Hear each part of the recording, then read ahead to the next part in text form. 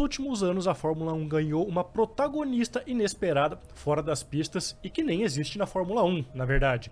A gente está falando da Andretti, um nome consagradíssimo no automobilismo mundial e que tenta uma vaga no grid pelo menos desde 2020, 2021, né, Pedro? É isso, uma equipe que tem um nome gigante, não só na Fórmula Indy, mas também na Fórmula E, Extreme E e diversas outras categorias, inclusive na Fórmula 1, quando o Mario Andretti foi campeão também, né? Então, assim, pedigree não falta. Pois é, pedigree não falta, mas o que tá faltando? Nessa briga que a Andretti está tentando uma vaga já há alguns anos na Fórmula 1, avançou agora em 2023, setembro de 2023, conseguiu a aprovação da FIA e agora ainda faltam alguns passos, talvez os passos mais difíceis. Mas pra gente começar a falar da Andretti antes da Fórmula 1, se é que a gente vai ter uma Andretti na Fórmula 1, né?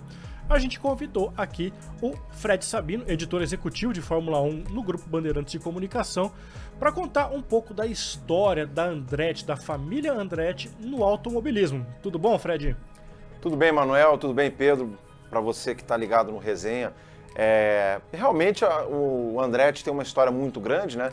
Foi campeão mundial em 1978 pela Lotus e ele, curiosamente, ele tinha estreado na Fórmula 1 10 anos antes, quando ele não corria regularmente o campeonato, e ele já estreou fazendo a pole position no Grande Prêmio dos Estados Unidos de 68, também pela Lotus, depois ganhou corrida pela Ferrari, aí a partir de 75, 76, ele passou a correr regularmente na Fórmula 1, embora ele tenha até perdido grandes prêmios para correr 500 milhas de Indianápolis. Mas o Andretti tem uma história riquíssima, né? O último americano campeão mundial, em 1978, teve uma temporada dominante pela Lotus. Ele correu regularmente até 81, aí em 82 ele disputou ali uma corrida pela Williams, aí ele voltou a correr pela Ferrari no fim daquele ano e depois se concentrou na Fórmula Indy, ganhou seu último campeonato em 84 e correu por mais 10 anos, né, na categoria americana, né?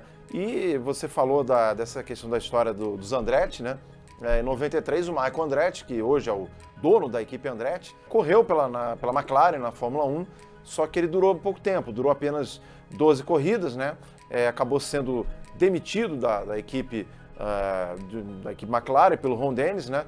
Curiosamente, logo depois de conseguir um pódio, né, no Grande Prêmio da Itália. E, curiosamente, já era para ele ter sido demitido e o Mario Andretti chegou para o Ron Dennis, olha, deixa ele correr em Monza, né, porque eu tenho o Mario Andretti, para quem não sabe, ele é italiano de origem, né, e queria muito ver o Michael correndo em Monza, né, foi minha casa, e o Ron Dennis, tá bom, corre aí. Aí conseguiu o pódio e ganhou também o bilhete azul. Então, eu acho que essa volta do Andretti também é muito, esse desejo do Andretti de correr a Fórmula 1, passa também por essa dívida que a família Andretti tem com a Fórmula 1, porque ela foi campeã em 78 com o Mario e teve uma participação não menos do que medíocre na temporada de 93 com o Michael Andretti. Bom, como o Fred lembrou, a gente está falando de uma família tradicional no automobilismo norte-americano, mas também mundial, obviamente, né? O Mario campeão de Fórmula 1, o Marco com essa passagem pela McLaren e também o Marco, né, Fred, que também passou com relativo destaque ali pela Indy. Vamos botar um relativo bem entre aspas ali, porque o Marco Andretti não brilhou tanto, obviamente, quanto o Mario e quanto o Michael, né? É verdade. O Marco, ele teve, inclusive, muito próximo de ganhar as 500 milhas de Indianápolis em 2006, mas ele estava fazendo economia de combustível e acabou sendo ultrapassado pelo Sam Hornish Jr. ali na linha de chegada, né? Uma corrida, inclusive, que a Band transmitiu. É muito interessante que o Marco ele tenha flertado também com a Fórmula 1, mas ele acabou nunca correndo, né? Hoje o Marco também já está numa curva descendente da carreira e é uma situação curiosa, né? Porque a família Andretti, ela tem uma tradição impressionante no automobilismo americano. O Mario foi tetracampeão da Indy, foi vencedor das 500 milhas de Indianápolis, mas a família Andretti, ela tem uma questão muito curiosa com Indianápolis, né? Depois que o Mario venceu em 69, nenhum integrante da família Andretti voltou a vencer a prova, né? Por mais que o Mario tenha voltado a liderar a corrida muitas vezes, o Michael tenha estado perto da vitória também, o Marco, e acabou que também tem essa dívida com o Indianápolis, né? Por mais que tenha vencido uma prova, bateu na trave tantas e tantas vezes e acabou não conquistando a vitória. Vamos ver se o filho do Marco Andretti daqui a alguns anos pode, quem sabe, quebrar essa, que eles chamam lá de Andretti Curse, né? Com a maldição Andretti, em Indianápolis. Então, é uma família com muita história para o bem e para o mal. E, Fred, acho que é inegável, né? Essa história a gente já detalhou aqui, você resgatou pra gente momentos inesquecíveis, tanto da Fórmula 1 quanto da Fórmula Indy. Seria um relacionamento ideal para ambas as partes? Para a Fórmula 1 ter uma família tão tradicional, com esse nome, uma categoria que quer atrair mais o público americano, e ao mesmo tempo seria também para Andretti voltar para o palco onde o Mário conseguiu o destaque dele, o Michael não teve uma trajetória muito boa. Seria interessante também para, como você falou, eles pagarem essa dívida para os dois lados? Você enxerga isso? Sem dúvida, Pedro. O Michael já quer há alguns anos entrar na Indy, ele tem estrutura para isso, tem expertise para isso. É uma equipe vitoriosa na Indy, foi campeão, inclusive com o Tony Kanaan, né? O último título do Brasil na Indy foi pela equipe Andretti, né? Mas tem que ter um nó a ser desatado aí, que é o seguinte: e as outras 10 equipes? Elas querem ter uma 11ª equipe aí para participar da divisão do bolo de lucros da Fórmula 1? Esse nó aí é o grande problema a ser resolvido pela Liberty Media, né? A FIA já deu sinal verde, né? Ela meio que até lavou as mãos, né? Eles têm condição de entrar, eles podem entrar. Agora, lutem, vocês que lutem aí para resolver essa situação. Mas eu acredito que no fim das contas vão encontrar um denominador comum para Andretti entrar na Fórmula 1, até porque pegaria muito mal para a imagem da Fórmula 1 vetar uma equipe com um sobrenome tão tradicional, com tanta história dentro do automobilismo, né, de outras categorias, porque as outras equipes não querem. Ia pegar mal. A gente está num cenário hoje em que a Fórmula 1, como você lembrou, tem muita resistência à entrada de uma 11ª equipe. Você imagina que, por exemplo, a gente pode ter a curto prazo a possibilidade, de repente, de abrir vaga para mais equipes, de repente uma 12ª, uma 13ª, talvez atrair outros nomes importantes? Eu pergunto porque a Fórmula 1 mesmo já recebeu uma equipe como a Penske, por exemplo, na década de 80, de repente a gente vê outros nomes fortes de outras categorias tendo esse interesse na Fórmula 1, você imagina isso? Olha, eu acho pouco provável, Emanuel, porque tem essa questão da divisão do bolo e teve uma experiência um pouco fracassada, vamos dizer assim, em 2010, né, quando a Fórmula 1 abriu o leque para 3 equipes entrarem, no caso a Lotus, que virou Caterham, né, teve a Espanha, que durou só 2 anos, a Caterham foi até 2014, aí teve a Virgin, começou como Virgin, virou Manor e ficou até 2016, e nenhuma delas conseguiu grande destaque, né? Só a Manor marcou 2 pontos com o Júlio Bianchi, né? No Grande Prêmio de Mônaco de 2014, né? Então é muito pouco, né? No caso dessas novas equipes, né? Não houve talvez uma preparação adequada dessas equipes para entrarem. Então eu também não sei se a Fórmula 1 quer abrir geral para também ver equipes passarem vexame, né? Porque, por exemplo, hoje a pior equipe do grid é a AlphaTauri. Mesmo assim, ela consegue beliscar pontos aí, uma corrida ou outra, não faz tão feio. Aí uma corrida a Haas tem o carro mais lento, aí no outro a AlphaTauri, no outro a Williams. Então, eu não acho que a Fórmula 1 vai querer liberar geral para ter uma equipe andando 2, 3 segundos mais lento, como aconteceu no caso da Espanha ou no caso da Manor ou da Caterham. Então, eu acredito que a Fórmula 1 tem um pouco mais de parcimônia nessa abertura de novas vagas para as equipes. A gente está numa nova era onde também a própria FIA, um dos critérios era a sustentabilidade da equipe. Essa equipe vai ser capaz de se manter ou não, né? Justamente para não acontecer o que o Fred falou e a gente ter equipes que tomem 3 segundos aí por classificação por corrida. Exato. Bom, essa foi a participação do Fred Sabino, nosso companheiro aqui de Grupo Bandeirantes de Comunicação. Obrigado, Fred Sabino, por bater esse papo aqui com a gente. E a gente vai trazer também a Juliane Serrazoli, produtora de Fórmula 1 da Band, para falar do cenário atual da negociação da Andretti com a Fórmula 1, de todo o desenrolar da história, desde o primeiro interesse que a gente soube, até essa negociação mais recente entre FIA, essa proposta da Andretti que foi aceita e esses próximos passos. Vamos perguntar para Ju o que a Ju tem de informação a respeito de toda essa novela. Ju, tudo bom?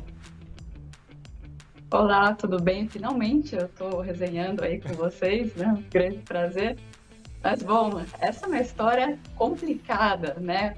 Os últimos desenvolvimentos aí dessa história da Andretti é que a FIA, acabou o processo da FIA em processo fase 1, fase 2, a Andretti passou por esses 2 processos da FIA. Então, a FIA está falando, é uma equipe boa o suficiente tecnicamente para entrar na Fórmula 1, mas essa era a parte fácil para Andretti.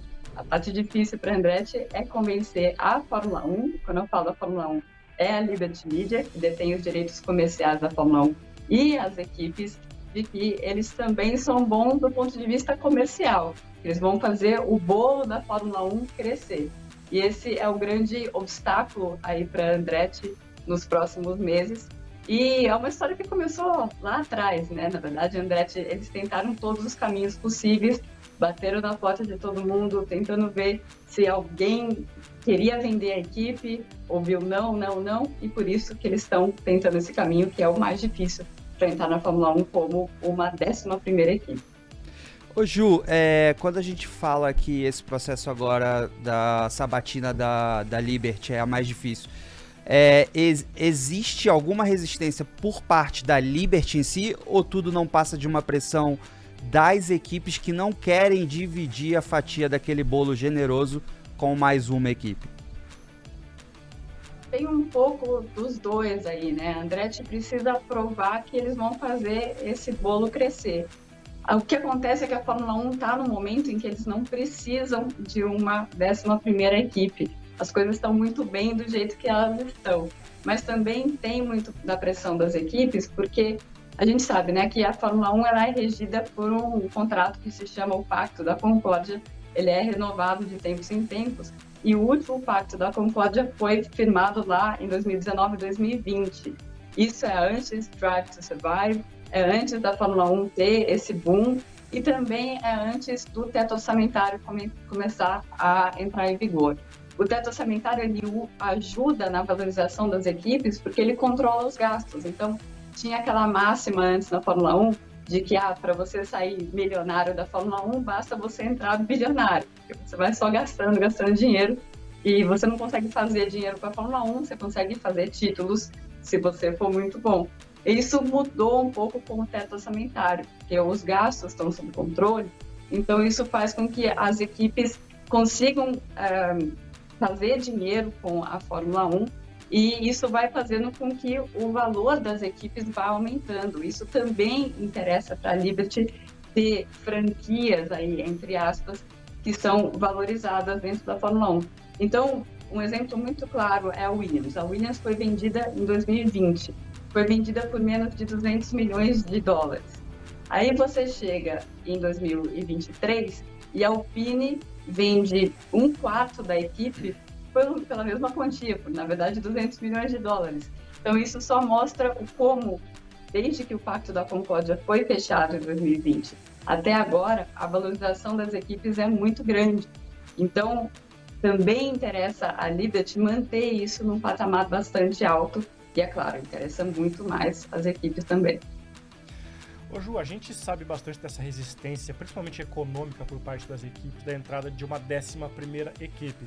Ao mesmo tempo em que a gente tem muitos prós a respeito da possibilidade da entrada de uma equipe como a Andretti. A gente fala de interesse de público, de uma marca tão forte como a Andretti no grid da Fórmula 1.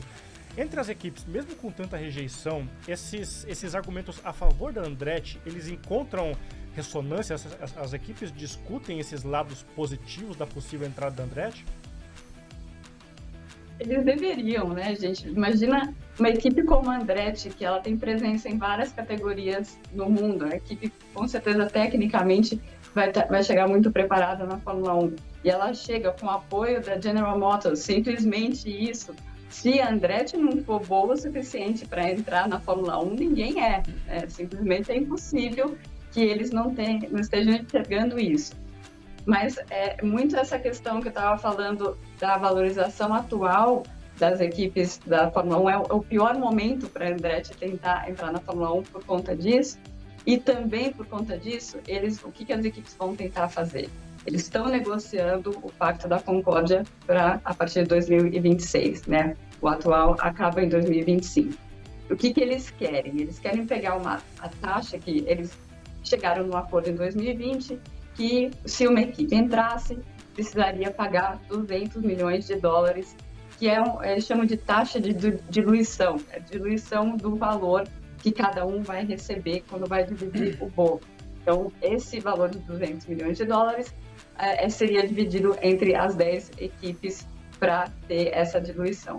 Eles querem aumentar esse valor para pelo menos 600 milhões de dólares. Então, essa negociação também passa por isso.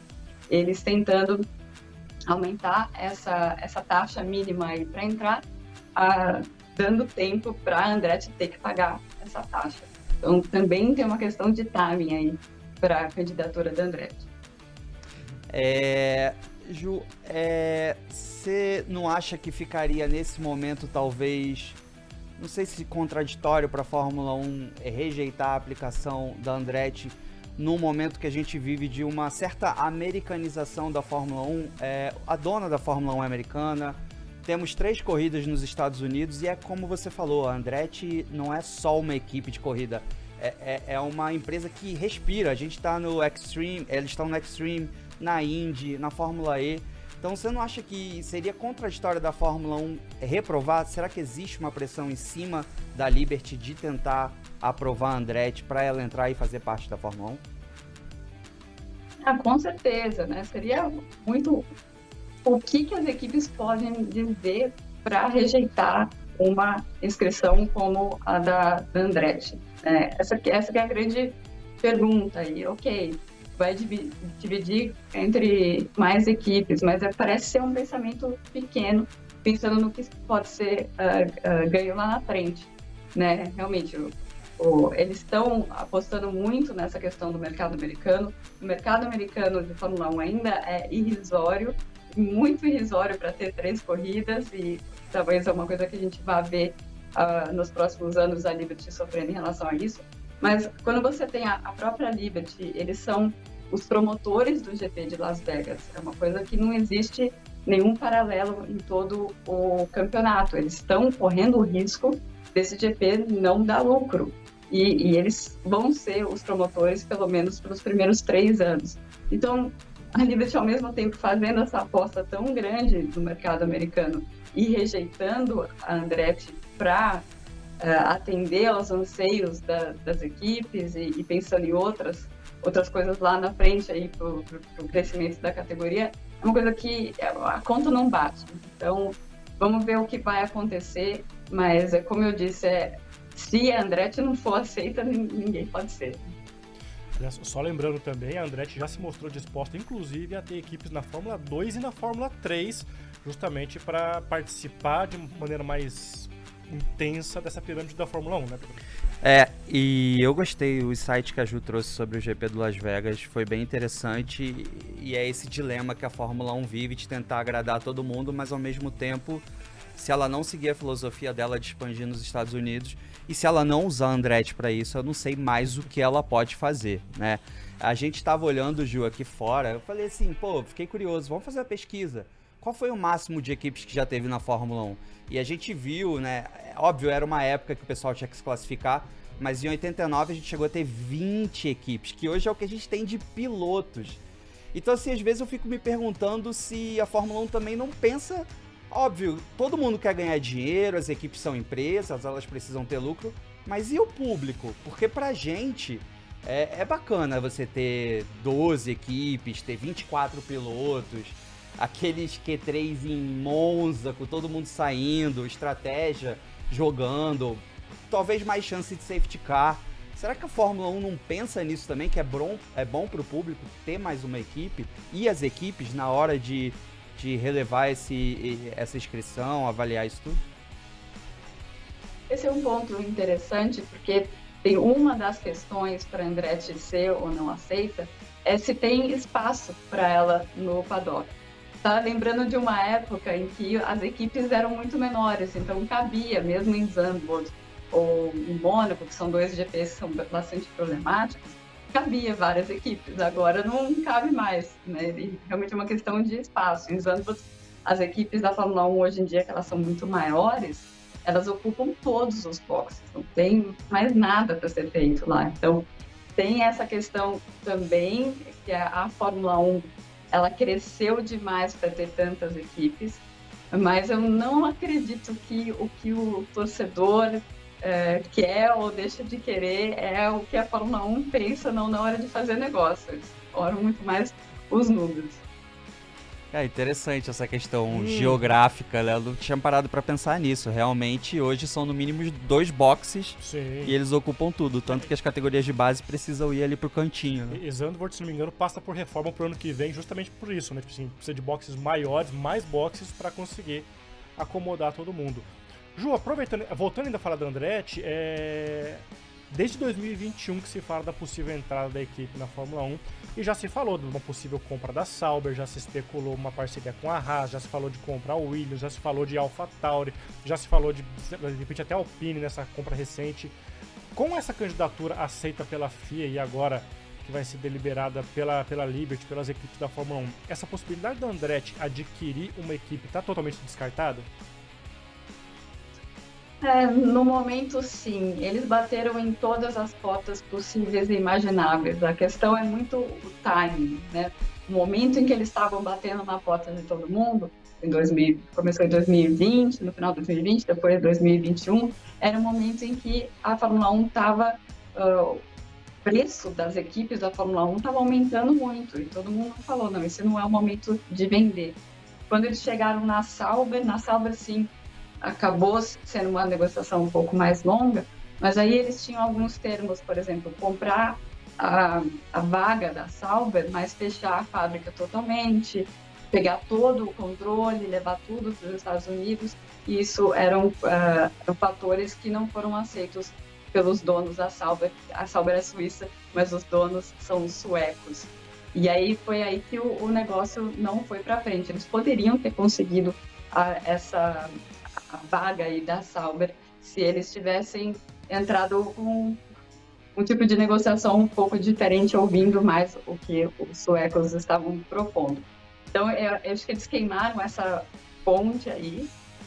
Só se talvez no futuro, se isso se desenrolar por alguns anos, eles ainda tiverem interesse e o preço de mercado das equipes estiver diminuindo, aí pode voltar a abrir essa possibilidade. É interessante também que a Andretti deve estar trazendo um caminhão de dinheiro, porque a gente sabe, a gente viu casos recentes, a volta da Renault, a Haas, a gente sabe que precisa ter muito dinheiro, porque você precisa daquele dinheiro para entrar. Sim. Só que depois você precisa tornar o seu carro competitivo.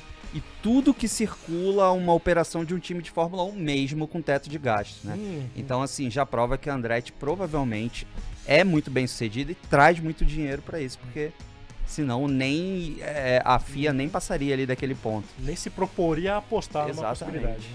E Ju, muito bom o papo com você. Depois eu vou te mandar o endereço pra você me mandar aquela McLaren que tá ali atrás de você. Ou se você quiser, você traz pro GP do Brasil. Pode trazer na mala pra não quebrar nenhuma pecinha e tal. Mas tô aguardando aqui.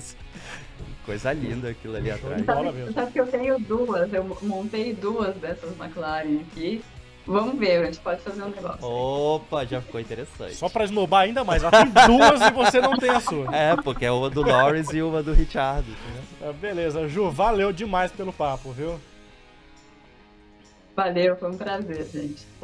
Bom, e esse foi um resumo da situação envolvendo a Andretti e essa possível vaga da equipe na Fórmula 1. A gente falou aqui de toda a história do nome Andretti na Fórmula 1, na Indy, do automobilismo como um todo e de todo o desenrolar dessa história da Andretti, de olho nessa possível vaga, de repente para 2026, não sei, um pouco antes, um pouco depois, provavelmente 2026 para frente, né, Pedro? Se a Fórmula 1 deixar, né, Manuel? Como a gente viu aqui, trocando uma ideia com a Ju Serrazoli, apesar de ser contraditório a Fórmula 1 não permitir, uma vez que ela quer entrar no mercado americano, a gente sabe que tem um pouco mais de elementos do que apenas isso. Então, deixa aí seu comentário, que de repente a gente consegue trocar mais ideias nos próximos vídeos aqui, nas próximas edições especiais do nosso Resenha GP, não é? Então, até o próximo vídeo, pessoal.